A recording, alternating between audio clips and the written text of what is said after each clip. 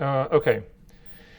If you could go to our class folders, the assignment folders, and we are looking for week number 5.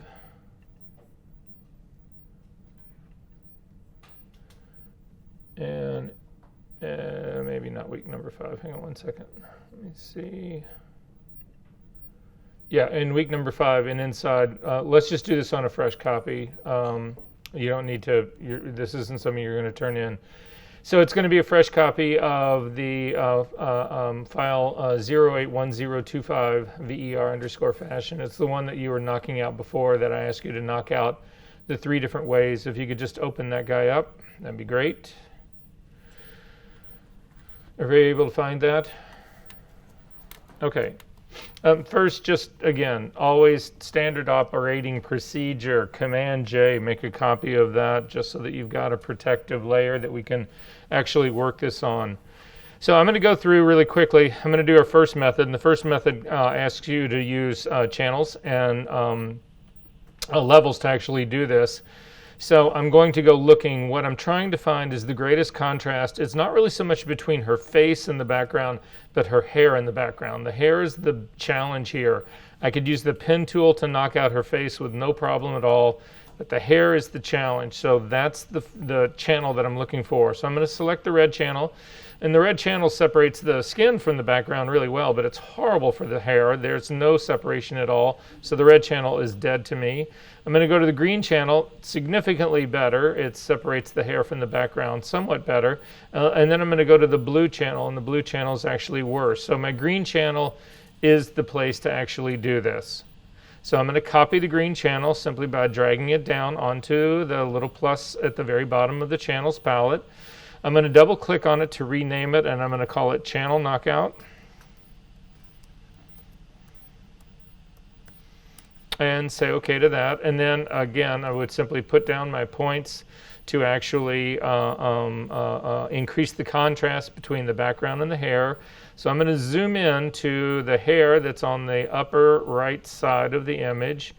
And what I'm looking for in here is a place of hair, a piece of hair that I know should be definitely black. So again, when I look at this, I've got this one major curl that's just to the right of her upper part of her eyebrow. That's the curl that I'm actually looking at for me. When I look at this, there's nothing that I feel confident about in here should be completely black. There's too much chance for transparency to be coming through there. I worry about making a mask that's too aggressive. But take a look at my screen, and this area that I'm sort of like circling with my cursor up here, and the sort of a little bit further up and a little bit more into her hair. There's relatively light color hair in here that I'm confident should be completely black in my mask. And so that's where I'm going to put my first color sampler point. To get to the color sampler tool, you go to the eyedropper tool, click on the drop-down menu, and it's the 3rd tool down for most of you, the color sampler tool, and I'm going to drop a point right there in that darker part of the hair. And then it's really hard for me to find any area in this place over here that's actually got background that I am confident there is no hair contaminating it. So I'm going to slide on down, closer down next to her ear, because I feel like I've got good background tone down here that is not going to be contaminated with the hair that's up at the, that's actually up at the top. I'm going to put a second color sampler point back there. In my info palette, I need my readouts to be giving me RGB values, not the K values of CMYK. So I'm going to click on the eyedropper marked number 1 in my info palette, get the drop-down menu, and come down and select RGB. That will now give me RGB values of that hair. In my case, it's in the 50s. It's actually 50-50-50. You guys should be close. It may be not exact, but you should be relatively close. And then I'm going to do the same thing for point number 2. Click on the drop-down menu, change to RGB color, and I'm getting 159s. Again, you should be somewhat close to that. I now need to actually increase the contrast, so I'm going to hit Command L to bring up the levels dialog box. I'm going to grab the black point slider underneath the histogram all the way on the left-hand side and start to drag it towards the middle. And what I'm looking for is my number 1 point readouts. I'm trying to get them to go to 0, which would mean that that hair that's under the number 1 point would be black. So I'm going to continue to drag it till I get close to 0, but stop before you actually hit 0. I'm at 4 right now, and then simply go to your arrow keys. And I never remember whether it's the up or down arrow key. It's just hit one or the other, and when it starts going in the right direction, you got the right key. So that gets me to 0 on that. I'm going to grab my white point slider underneath the histogram and start to pull it back until I get close to 255. I'm going to stop. I'm at 254. I'm going to go to my arrow keys until I get to 255, and I'm going to say OK to that. And then I'm going to double click the hand and I'm going to look at it. And so this is giving me relatively good separation between the hair and the background. The skin is awful, but again, I could use the pen tool to go ahead and do the skin part here. But at this stage of the game, you guys should all realize that we have better alternatives to get a much better start of this than what's going on here. This is just going to continue to be work. Can I make it work? Certainly I can make this work. But there's just much better alternatives to this. So at this stage of the game, I'm not going to work on this one anymore. I'm going to scroll up to the top of my channels palette and click the RGB channel again. So I'm starting my next option here, the next possible way of actually doing it.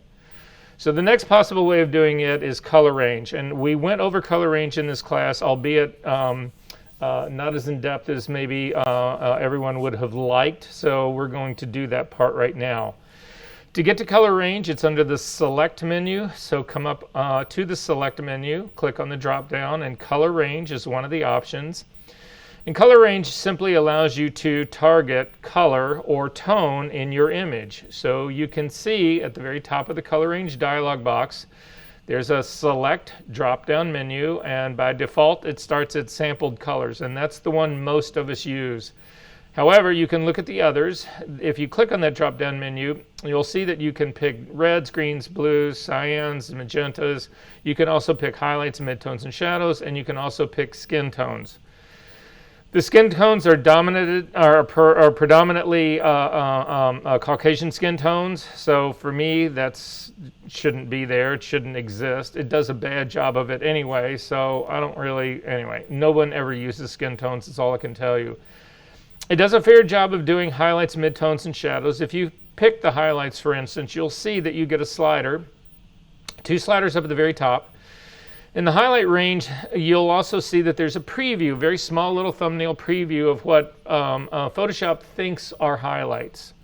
However, for me, the preview is too small. So if you take a look at the drop-down menu at the bottom of the color range where it says Selection Preview, by default, it'll say none, which means you get no preview. But if you click on that drop-down and come down to Grayscale, then your image will give you a big version of what that thumbnail is. And it's just easier to really see what's going on. You can still use your control keys, your spacebar and command key, or spacebar and control on Windows, to actually zoom in, and just the hand, by just holding down the spacebar, will allow you to move around. So it's just a bigger preview. That's all it is. That's all that we're doing here. So this is the highlight range. Now for me, it's got a slider on the right above the thumbnail that says range, and that range allows you to tell Photoshop what you want the highlight range to be. In this case, what we're saying is that the highlights are anything from, in my case, it's set at 190, so you can slide it and you can set it to anything you want. In my case, it's set at 190, and so what I'm telling Photoshop is that I'm going to define the highlights as anything from 190 all the way up to 255.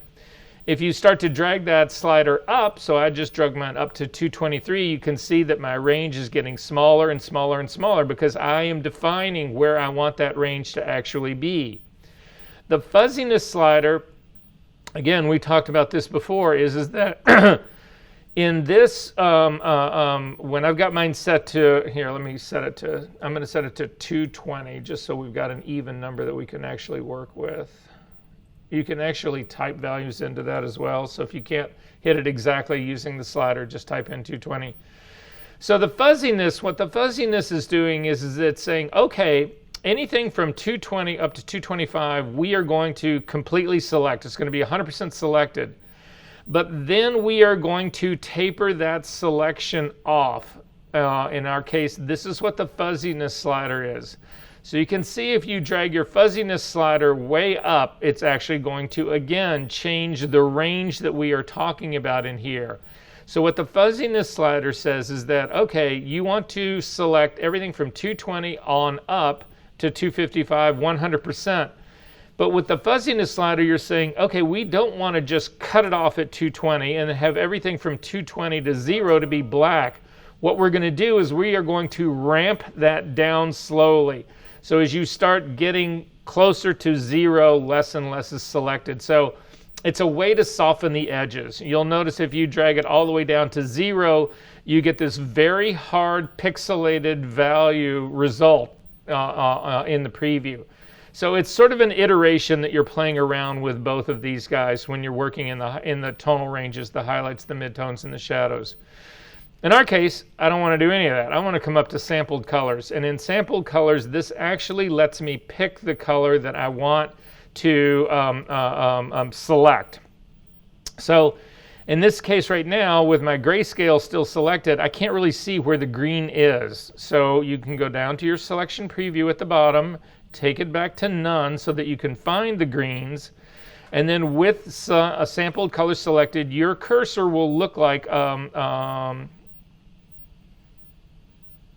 that's weird. When I'm bringing it over my image, it should stay as an eyedropper. It's actually giving me a targeting adjustment icon, but we'll see if it works anyway. Click on the green, and you will actually see that you get a much better mask already from where we were starting from.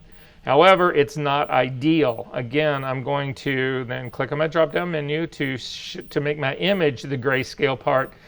And you can see that the problem that I've got in here, I've got a lot of the hair is blocking up in here. That shouldn't be the case. I also have greens down here that were not selected. You can see there's contamination in the area in the lower right and the lower left-hand corners. First off, we're going to add to the selection. Now, my fuzziness is set at 32. If yours is radically different, your image is going to look radically different. Change 32 would be the default, normal, where we started from. Once we set the first sample down, you'll notice that under the OK, cancel, load, and save dialog boxes, there's three little eyedroppers. If you click on the first eyedropper and click right in the middle of the girl's face, you'll see it completely changes the selection. It gets rid of the old one and it makes absolutely a brand new one. This is like the way all the selection tools work except for the quick selection tool.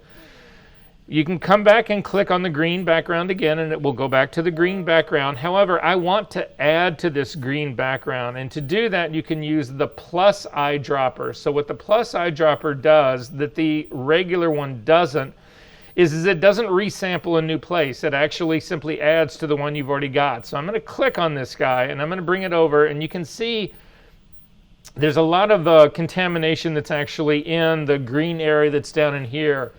It's going to be really hard to actually click right on any of that contamination, but what this eyedropper allows you to do is actually click and drag. So you can click and drag across an entire area, and it just sampled all of those colors of green that I just added. So it's extending the color range of greens that I want. And you can come over to the other side and click and drag through that part as well. Now again, you don't want to hit hair on this stuff, but you can see it's starting to open up some of the selection around the hair just a little bit more. However, I know that this is still completely blocked up in here. I know that the hair is actually much finer in here, and this is where your fuzziness slider kicks in. So actually, if we start to increase your fuzziness slider, you'll see that it starts to eat into some of that color range, the green that's actually behind that. Again, we can move into this side over here to sort of see what's going on. And in that fuzziness, what I'm looking for is I'm trying to get what I believe to be the transparent areas of green that should be coming through the hair. But I'm also trying to keep the fuzzy part of that in there. So I'm sort of dragging it back and forth until I can sort of like feel that this is getting to be kind of where I think it should be. Again, knowing the image, looking at it, I ended up with a fuzziness of about 155. And now I'm going to go ahead and say OK to that. It makes a selection. So that's what happens. You can see we've got marching ants here, but we do not have this selection saved yet. So we need to save this so that we can then go in and modify it. You'll also notice that the marching ants exclude a lot of things. Don't worry about that. The marching ants are very inaccurate in terms of what they show as being a real selection. So to save the selection, it's up to the Select menu, down to Save Selection, and we're going to call this Color Range Knockout.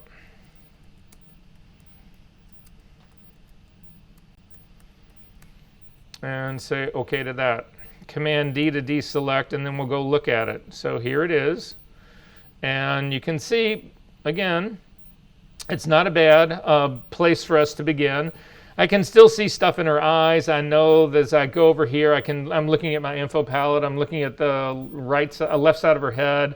I can see that there's still tone in there. But this is a good place for me to start.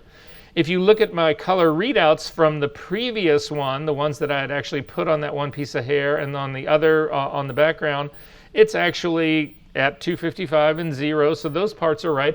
But I would still have to do some more work on this guy. And again, I would go in with an overlay brush just to go do it with me, hit the B key to start with. I'm going to change my brush so that it's just a regular brush. I'm going to change the edge of this brush to be completely hard because I don't want to overspray into any of that edge transition that's up around her hair. Make sure that the blending mode, we're going to change the blending mode here to overlay just to protect everything in here, 100% opacity and 100% flow. Make my brush a little bit bigger, and then again, clean out these areas. So I just went through this area right here. Look at my screen, you can see it's all getting lighter. That's because white is my foreground color. Hit Command Z to undo that. Hit the X key to make black your foreground color, and then you can start to paint in these areas here. Again, stay away from the edges, but this is how I'd bring that in. You got to get her eyes, all that kind of stuff. This would be another way to create a mask. Again, it does a better job of doing a channel, but personally, I believe that the zero selective color is the best option on this. So that's the one we're going to go to now. So I'm going to scroll all the way back up to the top, select the RGB guy one last time. Some of you do not have a zero selective color action built, so we are going to build it. It will be the last time, so if you don't build it now, you're going to be forever having to do this manually. So to build a zero selective color action, select the action palette to begin with. There will be a menu just to the right of the tab that says Action. Click on that drop-down menu, and we are going to do New Action. You need to name this new action. I call mine Zero Selective Color, although I'm going to call this one, I'm going to call this Zero Selective Color 1000 because I've made 1,000 copies of this. Actually, I'm going to call it Zero Selective Color Toss. Don't add toss to yours. It just tells me I need to throw it away.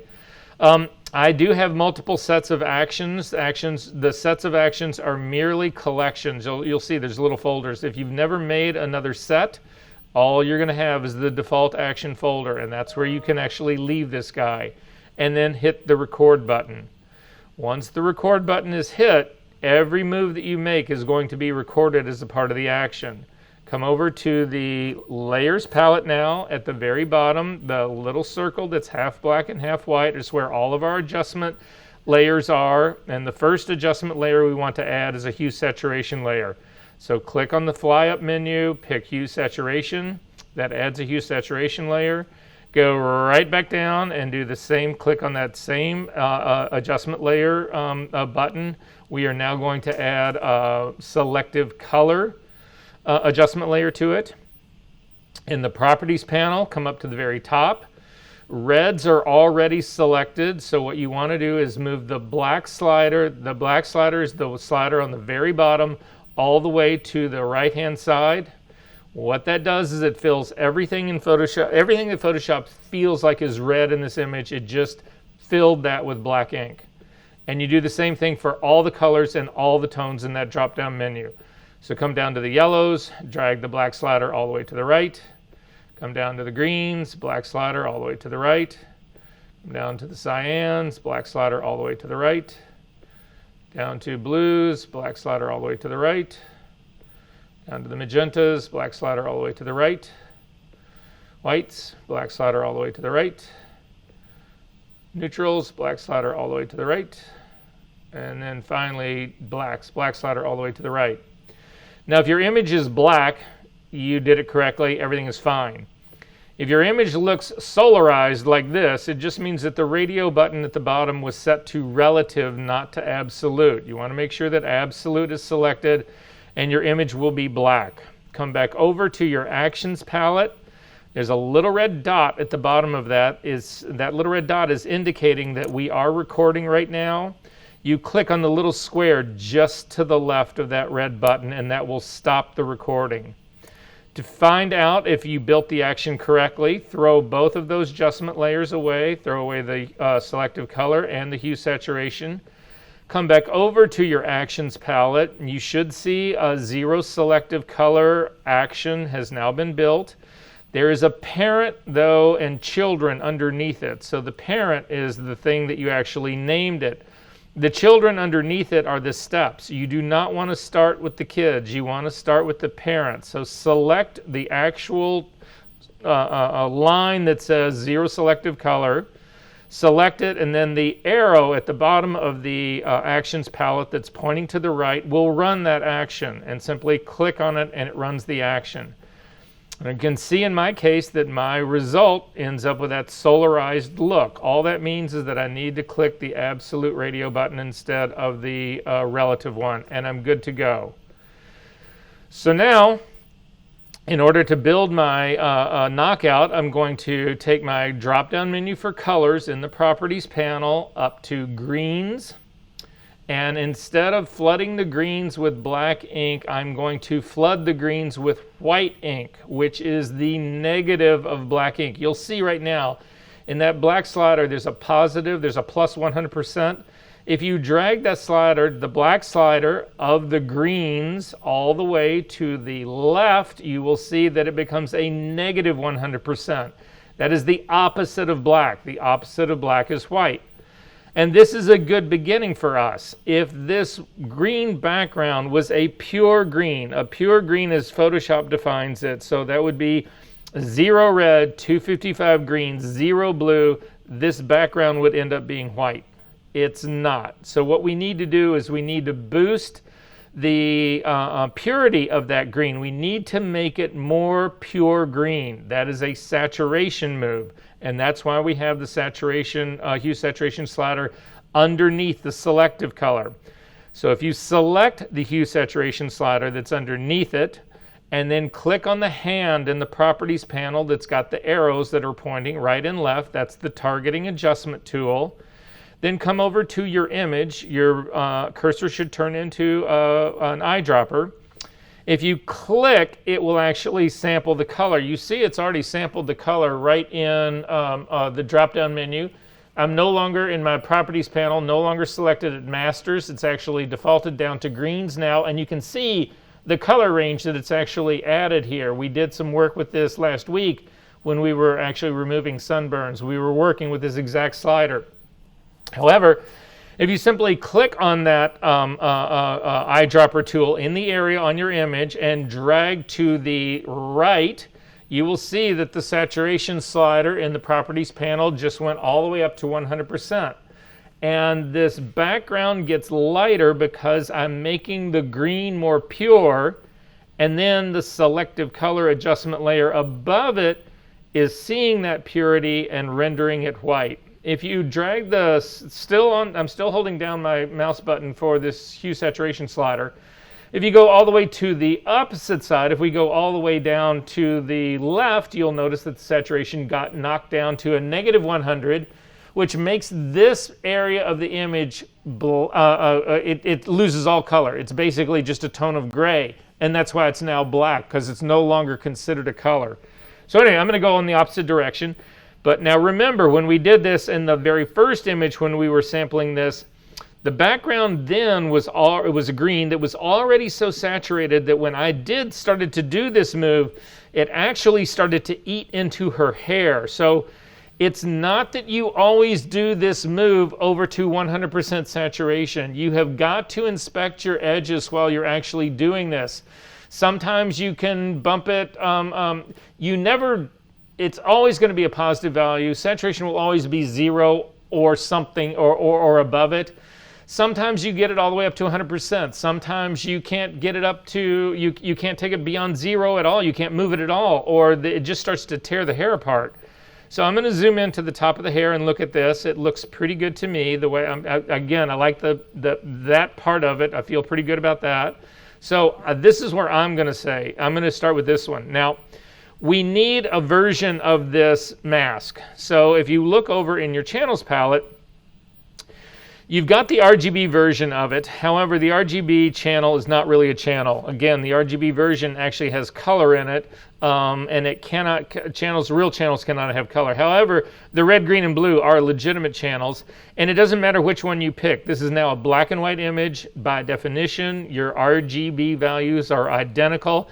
So you simply need to make a copy of one of them, and it doesn't matter which one. I'm going to make a copy of the blue one only because it's at the bottom and it's closer for me to drag down to the little icon that's got the plus in it. I've made a blue copy of this. I'm going to double click on that, and I'm going to call this 0 selective color. So this is my third knockout for this, and then we actually need to look at it. This actually does need to have a little bit of refinement done to it. The problem I've got right now, though, is if you take a look at the info readouts, you'll see they look really odd. For a black and white image, the numbers here do not make any sense. And the reason they don't make any sense is that they're not giving you the readout of the image. They are actually giving you a readout in response to the adjustment layer that we've got selected. The adjustment layer is not what we want. So watch what happens if you click on the image right underneath it. I'm asking you to look at these numbers up here. They will then normalize to become, again, the equal numbers that give you black, white, that would be a grayscale. So again, my background now is 204s. My hair is still in the zeros, so I'm close to this. But again, I still need to do a little bit of work on it. The 0 selective color and hue saturation have done their work. You can throw them away. You don't need to keep them anymore. But here, look at my screen really quick. This is what was happening. This was the trick that I was playing on this. This is what that hue saturation move did. That's what I'm saying. It made it a purer green so that the impact that was being caused by my selective color was more profound because, again, I was making the green more green. So anyway, you can throw all the adjustment layers away. They've done all their work. I'm going to click on the 0 selective color. It does still need some work done to it. Again, the readout that I'm getting on my point number 2 that I haven't moved yet is still reading a 214. So again, my next move is to run levels on this. So Command L to bring up the levels dialog box. I'm watching the readout in the end. I'm going to click and drag this over till it gets over close to 255. I'm at 253. Go to your arrow keys and tap this in until it hits 255. Before you say OK, recheck your point number 1 to make sure that it didn't creep up in value. Sometimes when you change one, it'll actually impact the other one. And so you just check to make sure that you got 0 and 255. Before I say OK to this, I'm actually going to take a look and see how aggressive this is on that edge of hair. And you do that by using the preview check mark on and off, and it actually is doing a great job. It's cleaning out what I needed to clean out, so I'm going to say OK to that. Now, when I look up at the very top, I can see that there's still contamination in the very top right-hand corner, and you guys will probably have that as well. I would actually like to get that out. The problem I've got, though, right now with my brush, so I do have the brush selected, the B key, is that every time I try to get far enough away from the hair to actually use the brush, it turns back into my cursor. So we want to go to the pasteboard so that we can work with our tools outside of the image proper. So that's what I'm going to do. So I'm going to hit the F key once. That puts me on the pasteboard. Simply hold down the space bar to get the hand to move it down so that I can sort of see this corner. I'm going to make my brush larger. I'm going to also make it completely soft, because what I've got going on here is that I am never going to get a perfect clean out of the background right here without impacting some of the hair. So it's a compromise. So that's why I'm going to use a soft edge brush. I'm going to try to spray in to clean out some of the background, to spray a little bit in underneath that really fine hair, but not completely eliminate the really fine hair. So it's just it's a finesse adjustment is what this actually is. I am going to leave my blending mode at overlay, and I'm going to leave my opacity at 100%, and I'm going to hope that I can get this just using a soft edge brush. And so then I'm simply going to click and drag down, and you'll see, again, if you were looking at my screen, that I made a mistake. It's actually made that noise that's in that background more prominent. It's because black is my foreground color. Hit Command Z to undo that. Hit the X key to make white your foreground color, and then do that same move again. And you can see it cleans out the background. I lose a little bit of hair, but not that much. It's still real believable to me. I'm going to do the same thing coming in underneath her. And I'm actually going to get rid of that hair that's like right underneath her ear. That just looked like garbage to me. So that side's cleaned off. I'm going to do the same thing on the other side. And that all seems to be pretty clean on the other side. And so this is where I would go. Now, I do have an edge issue that's right here on the left side of her face. There's a million ways that I can actually clean that up. Usually I would simply hit this with the pen tool so that I get a clean edge there. The reason it's so jagged, the reason you're feeling like it's so jagged right now is that edge is actually out of focus.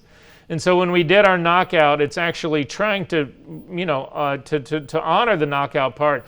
But the reason the edge is not perfectly smooth like it is on the other side is because it's actually softer focus. So anyway, you can still see that her eyes are dark in here. I can see that her eyes are dark, so I'm going to hit the X key to get black as my foreground color. And it doesn't really completely kill the eyes, although that gets pretty close. But look at all the contamination. If you look up at her hair on the top left side of your image, you'll see all of this little white stuff in there. That's all contamination.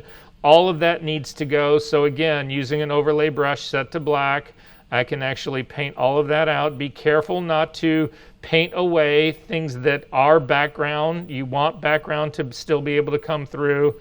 And my other side actually looks pretty good right here as well.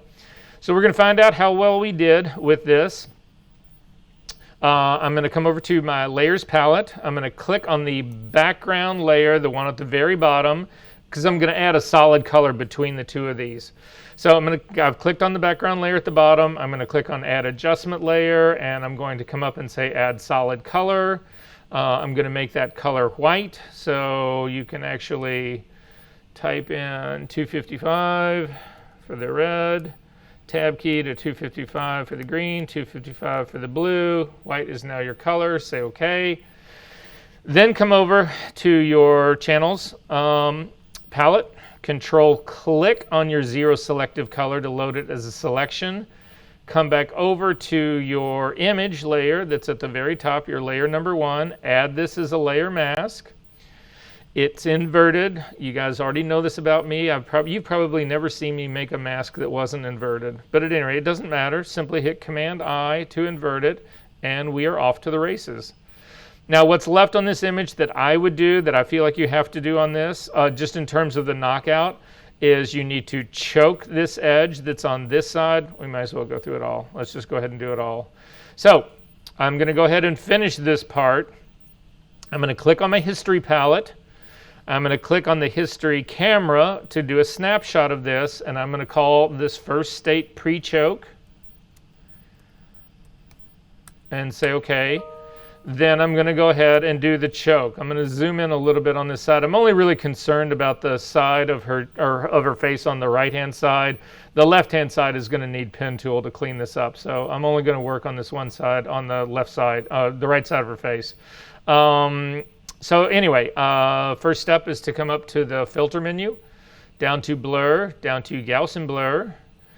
And my Gaussian Blur came up with a 4 on it, 4 pixels on it, and that feels about right. Again, this is something that just becomes intuitive, but it seems about right. So I'm going to go ahead and say OK to that. Then it makes the problem worse. You can actually see more green, but now I'm going to run levels on the mask. So the whole time I'm working on this mask, Command L to bring up the levels dialog box. And I'm going to grab the black point slider and start to drag it in, and you'll see it actually starts to pull that edge line in on the side of her face. And in my case, it actually gives me a relatively good edge. It doesn't look like it's chiseled out with a pen tool, so I'm going to go ahead and say OK to that. And then immediately do another history snapshot. So I'm going to click on this history snapshot, and I'm going to call this post choke. And say OK to that. But now if I zoom out, look what that choke did to her hair. Her hair, it's like awful here. So I've got options. I can come in here and actually up at the very top of my history palette, I could put my history brush icon right to the left of the thumbnail that says pre-choke and paint all of this stuff back in. Or instead, I can go down in history and undo the choke. Now remember, the choke was those two steps. It was a levels and it was the Gaussian blur. So the blur again created the grays that I could then use levels to actually do the choke. If you come back one step before you did the blur, in my case it was a brush tool, yours might be something else. It brings the image back. This is the unchoked version of my image now. However, now I can simply go up and put my history brush icon to the left of the thumbnail that says post choke. And now when I use the history brush, it will paint what my image looked like when it was choked. So make sure that your layer mask for this is selected. And then we are going to go to the history brush, which is right underneath the clone stamp tool, not the art history brush, but the history brush. Make sure that it's a normal blending mode, 100% opacity, 100% flow. You don't really need to worry about the edge because history is actually controlling this. And I'm going to make my brush a little bit larger. And then I'm simply going to paint along that edge to get rid of, to actually put the choke back into place. And I'm off to the races. Final thing, again, to clean some spill out of here, again, I would go to a normal brush, the B key, change my blending mode from, in my case, it was that overlay. I'm going to change it to color. I'm going to make it a soft brush. It is. And then finally, I'm going to come over to her hair and hold down the Option key to temporarily get the color picker, and I'm going to sample a color of hair. I'm going to make my brush a little bit larger to take advantage of a softer edge, and I'm simply going to start painting to remove the spill.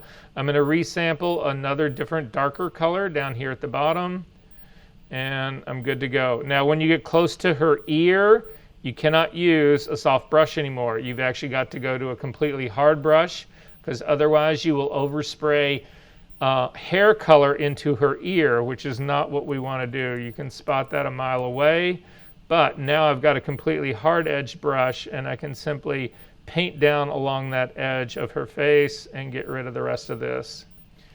So the last thing that I'll actually show you guys about this is just something, it's a great trick if you do this long enough that you'll actually come up with, or you'll be able to see. Actually, hang on, let me get just a little bit more in here. Is this. Hold down your Shift key and click on the layer mask, and it will temporarily turn it off. And what I'm looking for here is to see if there's a place that I've actually missed in the spill part. And you can see, you'll spot it if you've actually missed one. Like right here, look at my screen right here. I can see that I have missed this spill color all along here. It's the upper part of her ear. I can still see all green in this that I couldn't spot when if I put the layer mask back on.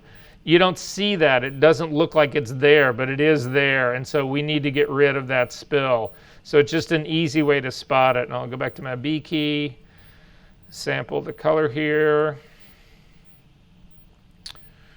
and get rid of this green spill here and that green spill there, and I'm off to the races. Are there any questions about any of this?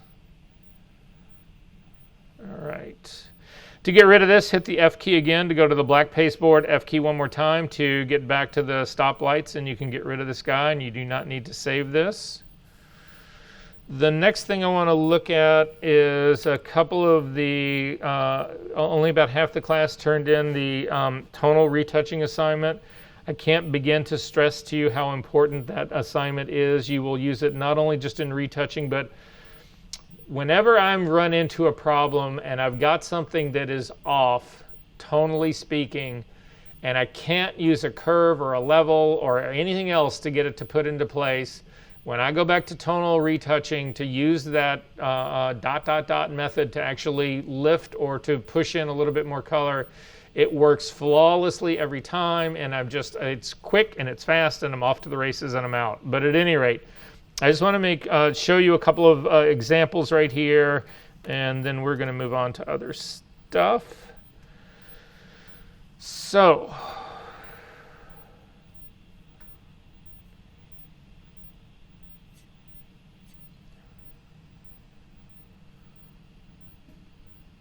the first one I want to show you is Condays. I'll get it by the end of the year, you know that, right? It's like Conday Nast. I keep saying that, right? Are you in a relation? Oh, all right. Pretty flawlessly well done.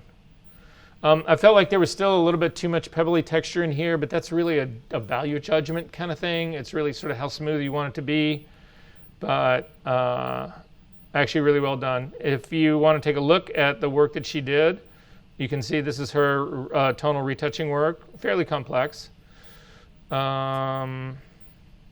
This is also her work that she did for, this was the tonal large part. Does anybody see a problem with this, though? And what is it? Yeah, the brush here is too hard. You can see the edges of it, and that will cause you a world of hurt. So again, rechecking those edges is critical the whole time. So at any rate, but I still thought overall pretty well done. I'll show you what I consider to be even a better example of that. Lucas's was one of the most flawless ones I've seen probably in ages. Take a look at this, guys. Still looks like skin. Still looks like real skin. Doesn't it look like that to you guys? Right?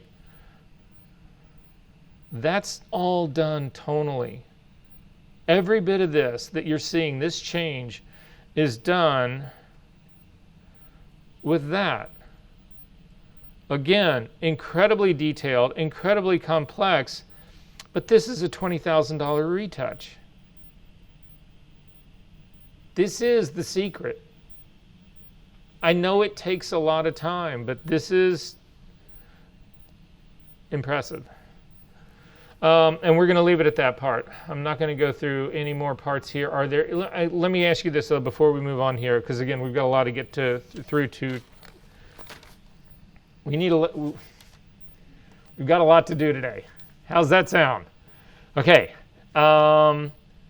Is everybody comfortable with the setup for doing? We're just going to do the tonal retouch setup really quickly. So I just want to make sure everybody. You can actually turn this into an action as well. So we might as well do that. If everybody could just open a virgin copy of that Skin as Retouch. So again, if we go back to, it's going to come from, I think,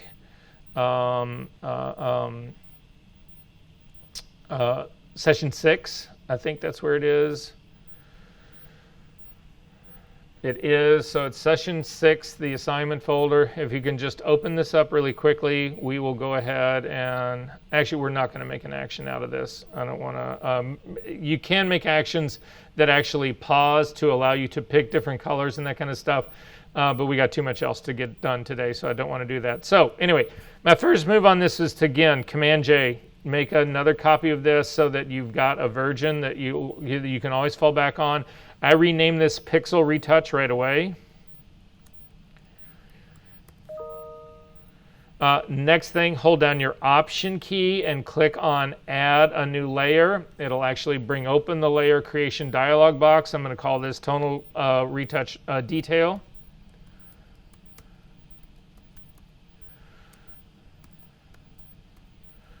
click on the drop down for mode and select soft light, and then click the check mark where it says fill soft light with neutral 50% gray and say OK to that.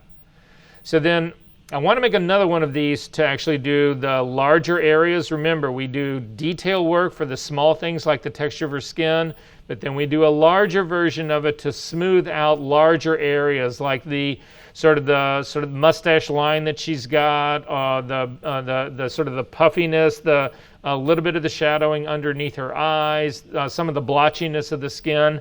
The easiest way to do this is to simply duplicate the thing we just did. So I'm just going to hit Command J, that will make a copy of it, and then I'm going to double click on the name and change detail copy to large. And I'm ready to retouch. I do need to actually develop my foreground and background colors, so I'm going to click on the foreground color to bring up the color picker. I'm going to click again on a general color of her skin. I tend to avoid shadows. I tend to avoid highlights. I also tend to avoid areas that I know have got a lot of makeup on them, so I stay away from cheeks, I stay away from eyelids. So I'm going to do something right on the side of her nose right here. I'm simply going to click. It gives me the hue and saturation, it gives me the hue, the color of her skin that I want. Again, this is going to be my dodging color. I need it to be lighter. So in the color picker, I'm going to leave the hue exactly where it is because that's what I was using it to pick. I'm going to do my brightness first. So I'm going to click on the brightness slider, the button right next to the B in HSB, and I'm going to push the column little points up till I get into the low 90s. And then I'm going to click on saturation, and I'm going to drag the saturation slider down till I'm somewhere in the mid-teens. That's now going to be my dodging color. I'm going to say OK to that, and then click on the background to bring open the color picker again. I'm going to sample that same area of her nose. So again, that's only to get the hue. Click on my brightness button and drag the brightness down. And I don't take it all the way down. That will actually make it too dark. It'll make it black. But again, I get my brightness down into the mid-teens. I'm going to grab my saturation slider and pull it up until it's in the mid-50s, 40s, 50s, somewhere in that range right there, and say OK. Now I've got my dodging and burning colors. I'm going to hit the B key to actually get the brush to actually work on this. I'm going to click on the drop-down menu, set my hardness to 0. I'm going to change the blending mode of my brush from color back up to normal. I'm going to take the opacity down to 6%. And I'll leave my flow at 100%, and I am ready to go to work on this. So it is just my standard go-to in all of this. And then again, go to a tablet, and it's all about tap, tap, tap. Are there any questions about this? Yes, Allison. I'm sorry, what? Oh, what all shut down? Your whole computer? Let me see.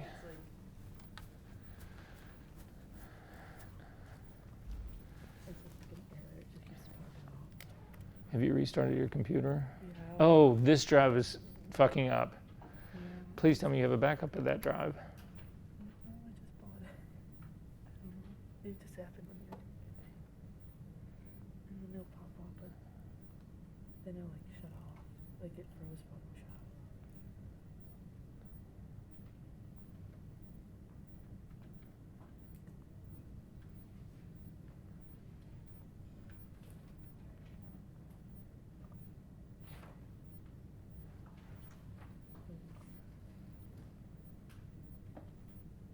Go back to 6. And it's inside the assignment folder. There it is, skin eyes. No, yep, that guy. Looks like you're kind of okay. Let's look at it during the break in more depth. Okay. We can close this up. Next thing I want to go to is a recap on split frequency. So for those of you who did, and I have no idea because you're turning it in today, but how did split frequency work out for you guys? Not bad? Okay, so I want to actually take a look at that. If you'll go to session number 7, inside of it, inside the split frequency retouching folder, there's another folder for split frequency retouching images. And I want to go ahead and open up the wrinkled green skirt again. So if you can simply double click on this guy, and I'm going to double click on the hand. So everybody's got this guy open, right? Okay, there's 2 different ways. I told you this last week. There are 2 different ways to actually do the split. The way I showed you guys last week was using apply image, and it's the way most people do it.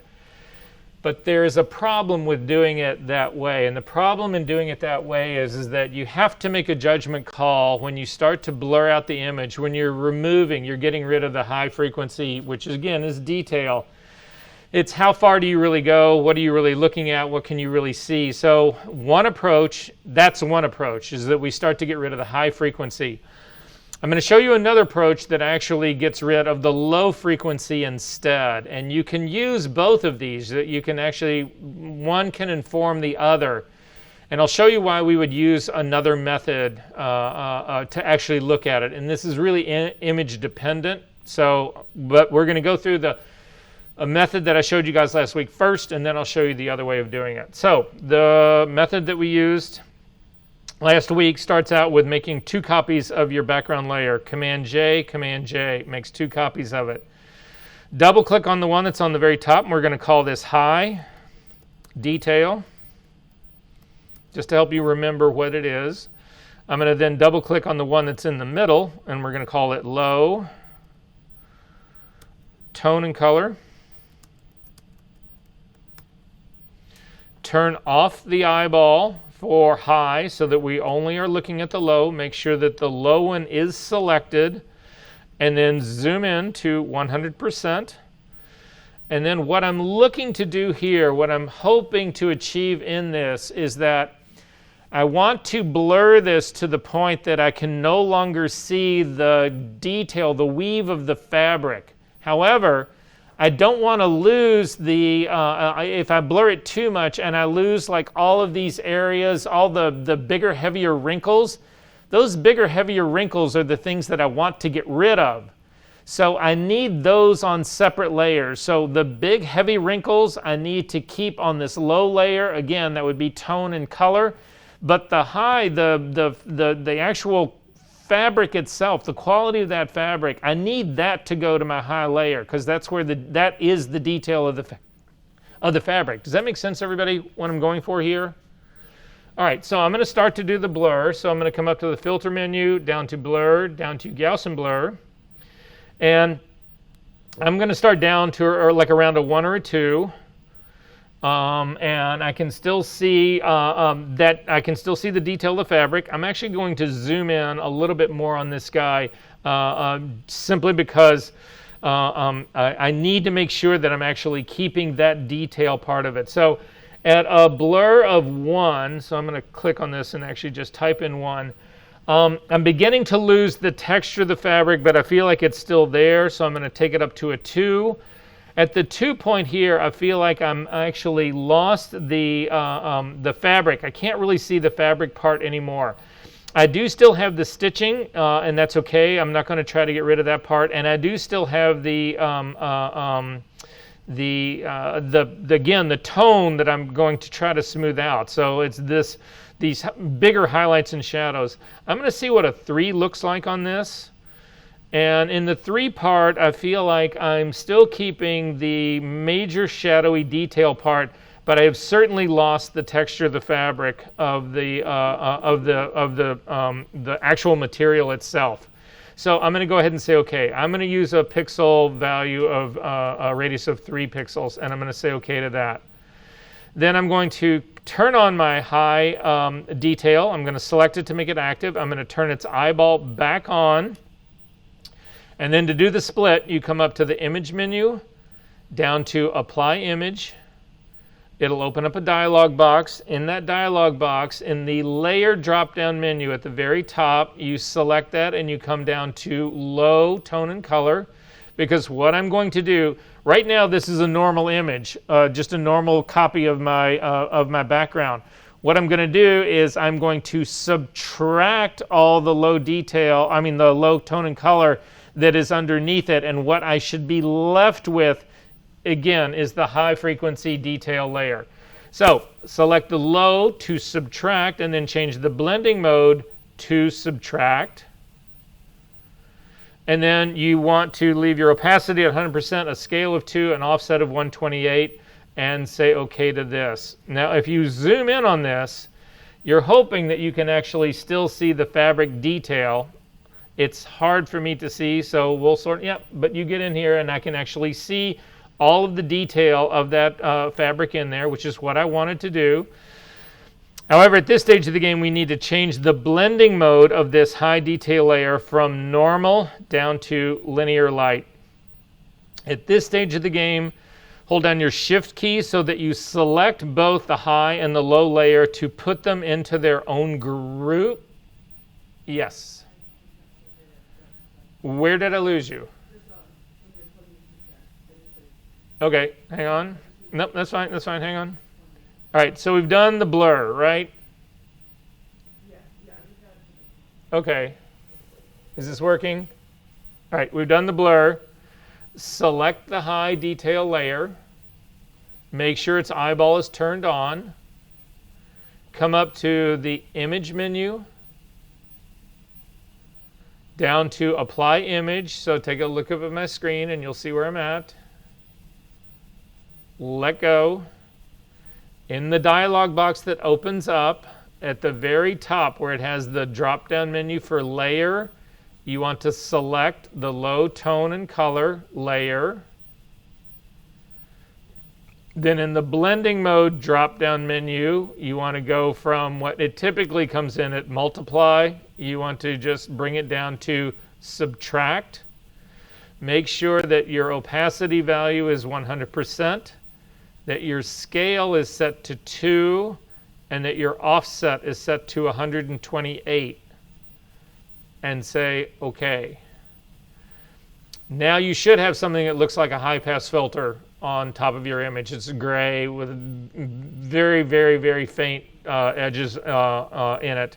You need to then change the blending mode of that layer from normal down to linear light. Are we good on this now for everyone?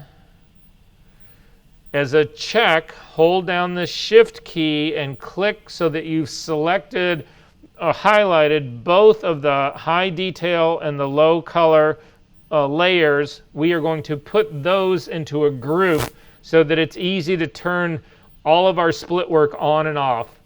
So I'm going to click on this drop down menu and I am going to say new group from layers, and I'm going to call it split frequency.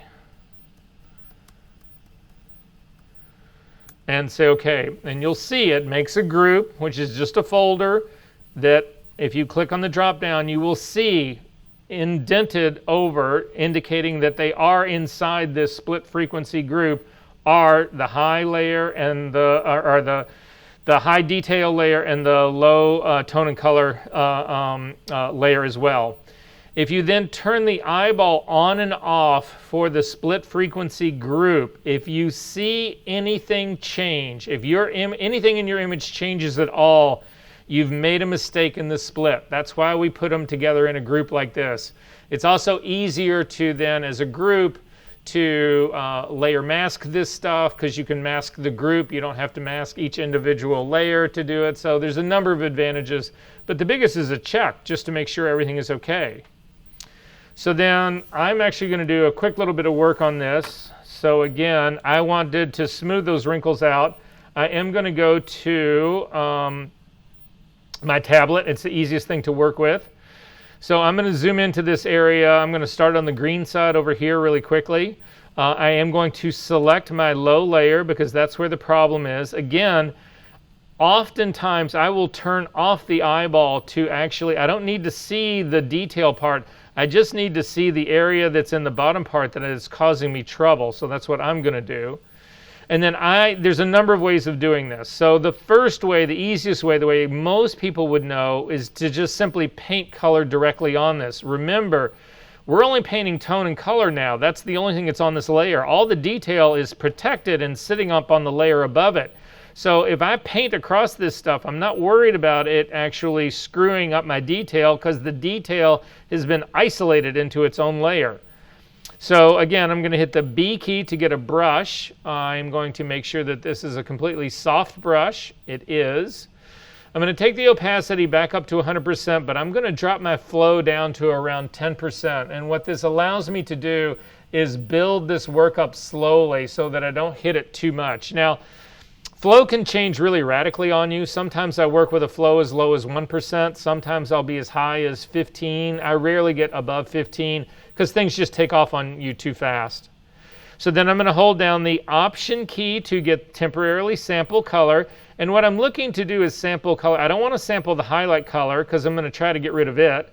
I don't want to sample the shadow color. I'm going to try to get rid of that.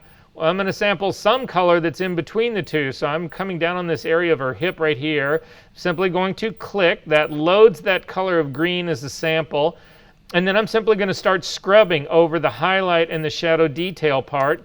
Stop at that stage of the game and resample another color. You need a mixture of color or your retouching becomes really obvious. So I'm going to come up higher on her hip, hold down the Option key, sample another color up there, and then continue my work. Stop, come down the lower here, area down in here, sample the color, and continue to paint. So that would be the way old school people would actually do this part. And again, if you turn on and off your split work, you can actually see that that's what's happening. If you turn the highlight detail back on so that you can actually see it and zoom in, you can see that all the fabric texture is all still there. The fabric part is still there. It's just you've smoothed that wrinkle line out. So again, this is my before and this is my after, and I would continue to work on it that way. However, I'm going to show you a different way, possibly a faster way of doing this as well. So I'm going to go back in history to where I created the group from layers. So I'm undoing all of that brush work. Again, my high layer is still turned off. My low color layer is active because I'm still going to do this work on that.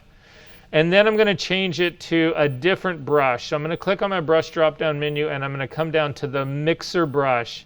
Now the mixer brush is designed to basically emulate a wet paintbrush on oil on canvas or watercolor on canvas. I mean, that's basically what it's supposed to emulate. However, we need to set this up in a very specific way because, again, this is supposed to function like an art brush.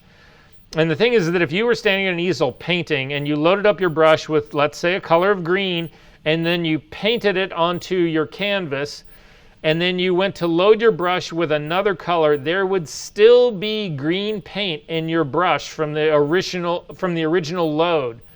And then when you added a different color to it, those two colors would end up mixing together. And for painting, that's a great thing. But for the work that we're trying to do here, it's a horrible thing because you end up mixing all of these colors together.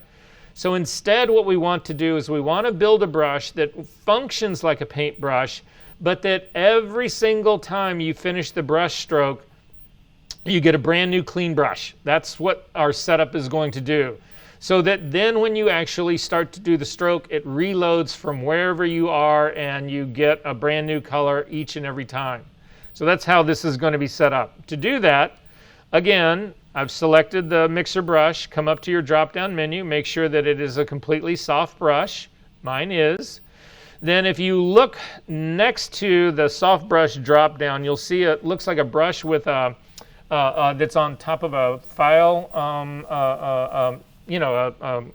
a file that you would use in a file cabinet. That's just to store preset brushes. So if you make a bunch of brushes, you can save them there. We're not going to do that today. The next thing over is a preview of your brush color. Now in my case, you see a little checkerboard pattern, and that's because of the way I've set mine up. And that indicates that there is nothing in my brush. It's basically transparent. That's what you want to get.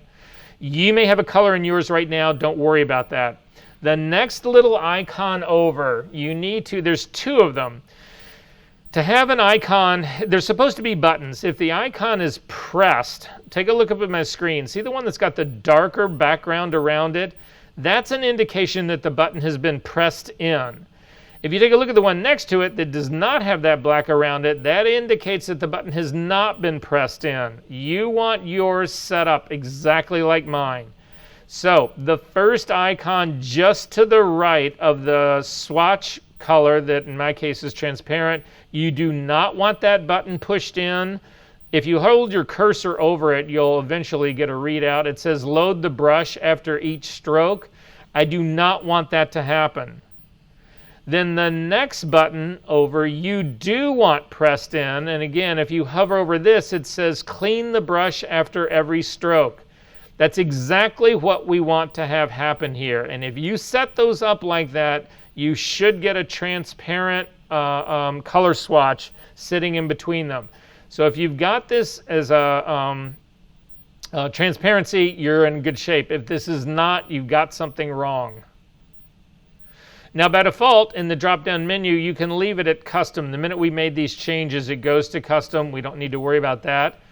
The wetness of the brush, you want to set to 20%. What this does is it controls the amount of ink that you pick up when you actually do your first stroke. The load is how heavy that is in the pickup. In our case, you want that to be at 100%. The mix, you also want that to be at 100%. That controls how much the color that you start to drag will blend in to where your destination is. We want that at its max. And then the flow, and flow works anywhere from 20 to 50, 60, 70%. It really just depends. I typically start with mine around 40%. If it seems like things are going too fast on you, drop your flow down. It will actually slow down the impact and allow you to build this a little bit easier. And then simply come up to an area where you've got good color. So I'm going to, again, try to get rid of that very same wrinkle. I'm starting right above it, and I'm going to click and drag down, and I can continue to drag down. And I can also drag up from the bottom to actually mix that part in. I can come in from the sides and continue to work on it like that. And again, you'll see, and I've got a tablet today, and it works considerably better with my tablet. You can do the same thing across the part that's at the very top. This does not mean that you cannot go back to your regular brush. You can go back to the regular brush. So that's what I'm going to do. To get especially the area that's right underneath the waist of that skirt, it's a little bit darker. I don't really have a good place to draw color from. So back to simply my regular brush tool. And again, I'm going to sample good green by holding down the Option key and click. I'm still working on my low color layer. And then I don't need to worry about where I'm picking up from because I'm just painting that color. And you can see I'm still keeping a low flow on this guy. And so when I run into trouble, that's the place that I actually go to in here. So between all of those. So this is now where I'm at with this one, and you can see it does a really good job. And again, if I turn on the high detail in here and zoom in, you can see it's all still there. If I turn it off, it's gone. If I turn it back on, it's there. So this is what split work is all about. Are we good on this part? But I told you there's another way to do this, and we're going to look at that part right now. So I'm going to throw, let's go ahead and keep this. So we'll just call this split frequency, and I'm going to double click on it next to it and add apply image to it so that I can keep it separate from the next one that I'm going to do. I'm going to turn it off so that you don't see it, and we're going to start over again. So again, make 2 copies of this layer. So I'm back on my background layer. My first split is in a group. It's turned off. Command J to hit them twice. We are going to name this not the same. Now typically I would, but we've got the original low frequency and we've got the original high. I need different names or you're not going to be able to distinguish between the two. So I'm going to type this first one, my middle layer here, I'm going to call it low 2, indicating that this is the second of the low layers. And I'm going to double click on the top one and call it high 2. And we're going to start with the high layer. We're going to start with the high frequency first. So at this stage of the game, I want you to, again, go to 100%. We may have to come in tighter on this, but I'm going to start it at 100%. So I just clicked on the lower left-hand corner, in the zoom box and typed in 100%. So now starting with the high layer, what we're going to now do is, instead of trying to establish what the low frequencies are and then subtract it from a normal group, we're going to do the exact inverse of that. We're actually going to find the high frequency that we want to actually keep. That's going to be the goal in all of this. So to do that, you come up to the filter menu, down to Other, down to High Pass. So look up at my screen here really quick. All these moves that we are making, guys, they are all in PDFs that are all on our website. They're also in PDFs that are in your session folders that are all the recipes for all of this stuff that we're doing here. So you can write it down, you can commit it to memory, you can watch the videos forever, but realize that those PDFs are there for you to revisit. So anyway, filter menu, down to Other, to High Pass. And when you do that, this thing will actually open up and it will look very much like what we had going on here before. However, I am going to take the radius and drag it all the way down to, the lowest it goes is to a 0.1. I actually am going to zoom in to 200% here because my screen is really small and this is really difficult for me to see. So I'm going to come in a little bit tighter on mine. And I'm going to start to drag my radius up. And what you're looking to do, so I just brought my radius up to 1. And I can begin to see, well, I can certainly pick up all of the stitching. So that's detail that I know I want to keep. I'm also bringing it up enough that I'm actually beginning to see some of the detail, the grain in the fabric or the weave in the fabric. I'm going to take this up to a 2 now and see just what it looks like. And you can see that I've got even more detail. But look what's also happening here as well. I just kicked it back down to my 100% view right here. As I start to bring this up, all of a sudden I picked up the wrinkle that's right on the zipper cover right there. So do I want to keep that? Do I want to lose that? Is that detail I want to hang on to or detail that I want to get rid of? I'm going to leave it where it is right now, and I'm going to take my radius up to 3 and see what ends up happening. And you can see when I get up to 3 now, I'm starting to pick up all the smaller wrinkles in the fabric. I'm not at the place where I'm getting those really big shadow highlight areas. To get to that, let's just keep going up. So I'm going to drag this up to 5 just to see where you'll begin to see it. And you see I've got more wrinkles in here. Well, again, in my split work, do I want to keep these wrinkles or do I want to get rid of them and keep just the detail of the fabric? Does that make sense what I'm trying to discriminate here against? If you continue to crank this up, I'm going to take this up to an 8. And we'll just sort of see what begins to happen. You see I'm beginning to get even more of the wrinkles in the fabric that are in there. If I were to do my split right now, there's no way I could actually get rid of that detail part of the wrinkle that's up there. It's going to be up in my highlight layer, in the detail layer. Yes, I can go in and try to retouch that using a clone stamp tool or patch tool or all of those. I could do those sorts of things. However, I'm just trying to keep this, the fastest, easiest detail retouching that I can get. Like all of these wrinkles that are in here, I want to get rid of all of that stuff. So I don't want this up into my high layer because it means that I've got to not only retouch it in my high layer and replace the actual texture of the fabric, but then I've got to go back into my low layer and replace the tone and color in that layer as well. Does that make sense to everyone what's going on? So, and then again, if we really crank this up, take this up to like a 20 or a 30, at this stage of the game, what you'll see is that we get all of the wrinkles in, but we're also starting to pull color in. That is something you want to avoid in this layer. Again, color and tone stay down in the low layer, not in this upper layer. Make sense? So here I can tell I've gone way too far. So I'm going to drag this back down. I want to say somewhere around 4 was my sweet spot. Yeah, I've got a little bit of wrinkle in here. I'm not going to be that aggressive. Let me see what a 3 looks like really quick. Actually, the 3 is going to be a better move for me because it keeps all of the detail of the fabric that I want. It really suppresses the texture. So this is where I'm going to go from. So at this stage of the game, and this is one of the downsides of doing this way, you've got to remember this number. So you are going to write this number down as am I. So it was 3 pixels for the high pass filter. The number has to be exact. It's not close, it has to be exact. So if you do a 3.1 or a 3.7 or a 4.8 or a 12.2 or whatever it is, the number, you have got to write that number down. Now, every image you work on is going to have its own number. So it's not like this is a magic number. You just need to remember the number that you picked for the high pass filter, because we need to use it again in the next couple of steps.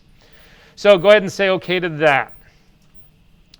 Then immediately you need to come over to the image menu, come down to adjustments, and over to brightness and contrast. So again, we've run the high pass filter up to the image menu, down to adjustments, down to brightness and contrast. Let this dialog box open up. This gets tricky. So this is probably something, again, it's in the notes, just something for you to be aware of. We're going to change the contrast in this. However, we need to use the legacy version of it. So you need to click on this Use Legacy. If you don't, and if you, let's say you don't remember to do it, watch what happens to my screen. Just watch my screen really quickly. I'm going to crank this down to a -50 because that's the move that we need to make on it. We actually need to take it down to a -50. But it has to be the legacy version of this. It's an older algorithm that actually ran this, and Photoshop is smart enough to provide this for us. But watch what happens to this number when I click on Use Legacy. It gets zeroed out again. So if you don't know that, if you think you've set it to the -50, you click on the Use Legacy button and hit OK, it will not work because you don't have a negative value in that. So you need to click on the Use Legacy button first, and then drag it down to -50. Exactly -50, not -49. So if you have to go in and type it, go in and type it. And then say OK. So I need all of you guys to do that part. Then this gets changed again to linear light. So the blending mode in your layers palette goes from normal down to linear light. And then on our low layer, you need to click on it. We don't even need to see the preview on it. You'll see the shift that happens in this. Make your low 2 layer active.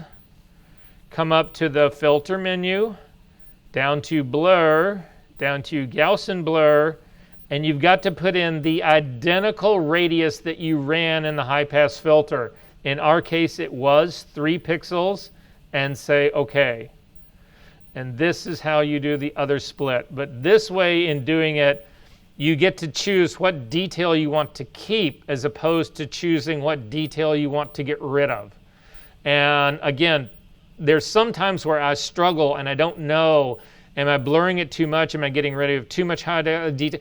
Do it both ways and you can actually see. You'll get some sort of sense of what's actually going on here. Does this make sense to everyone?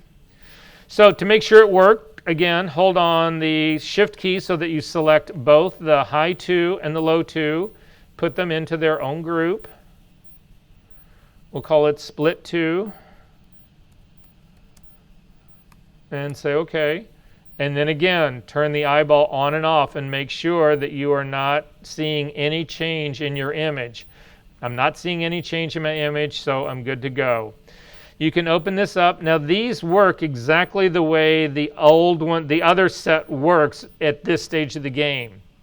However, we also talked about how to work non-destructively last week. You can do the same thing now.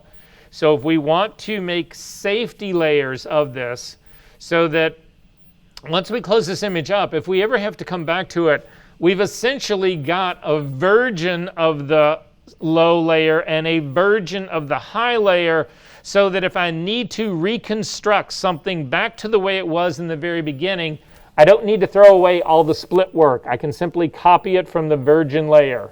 Does that make sense? So to do that, simply click on low 2 and hit Command J.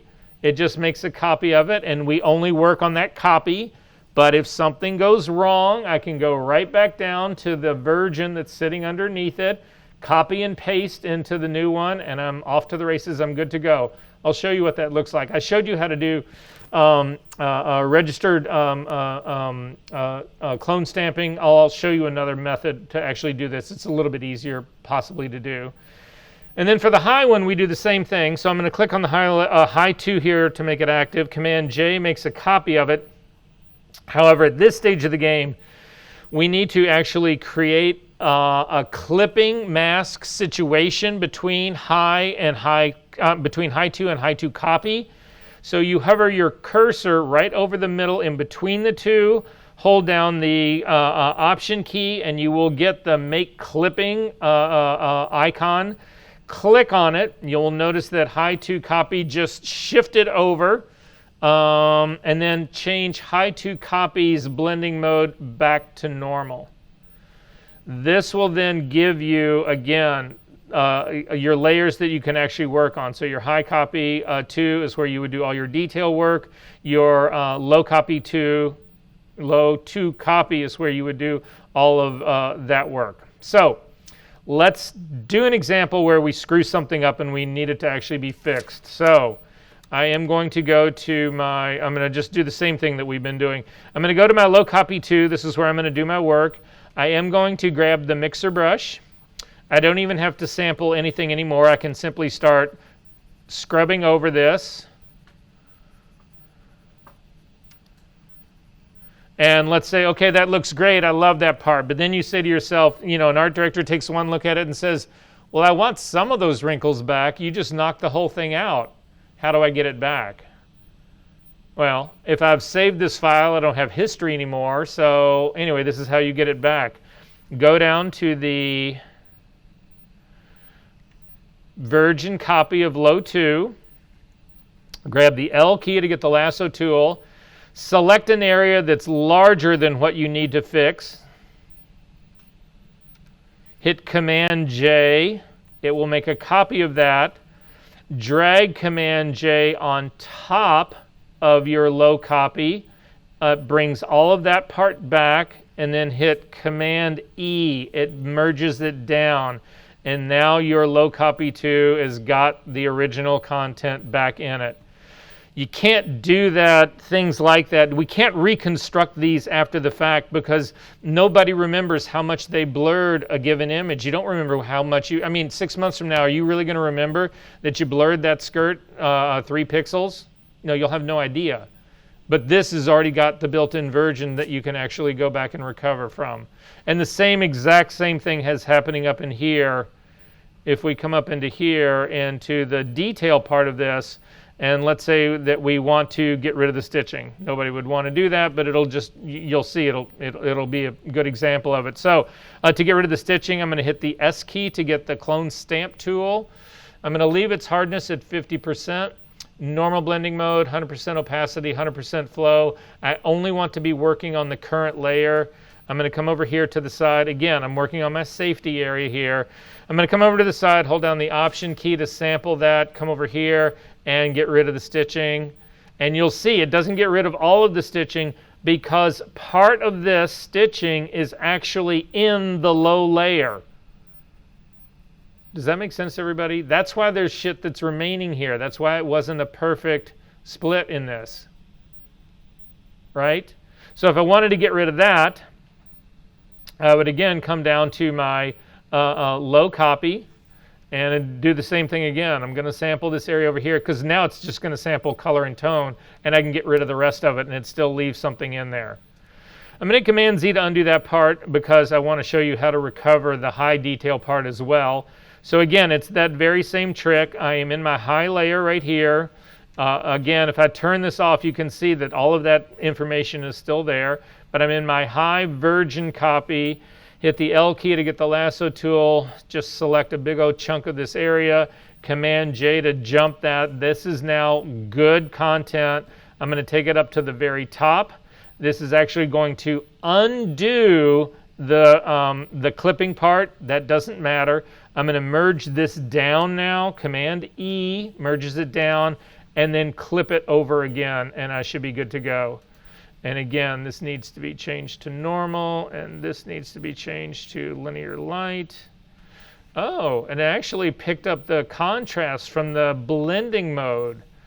So let's not do that. Let's go back in order. So the clone stamp part has actually killed that. I'm copying here from a layer that's actually set to linear light. I'm going to change it back to normal before I do the copy, and then do my lasso selection. Command J to jump that to its own layer. So now my patch does not have that blend mode built into it. Go back to my original high copy down here, change it back to linear light, and clip it again. Well, actually, I'll do the merge down first. Command E to do the merge down, and then clip it over. And we're recovered. We're back where we were. Does this make sense to everyone? I know it's a lot, guys, but working with it, game changer. All right. You do not need to save any of that. How many of you guys read what I asked you to read last week and watched the movies? Yeah, no, nobody ever does. I'm going to stop the video recording right now because I want to show you two movies that are both copyrighted, and every time I actually forget to do this and the copyrighted movies get into the recording that I then put on YouTube, I get flagged for a copyright violation, and you guys can't see the video, so that part doesn't work. But it doesn't really matter. There's nothing in here that you're going to need to know technique-wise. But I want to stop this. I want to try to get through this next part before we take a break and then come back, and we got a lot of work to do.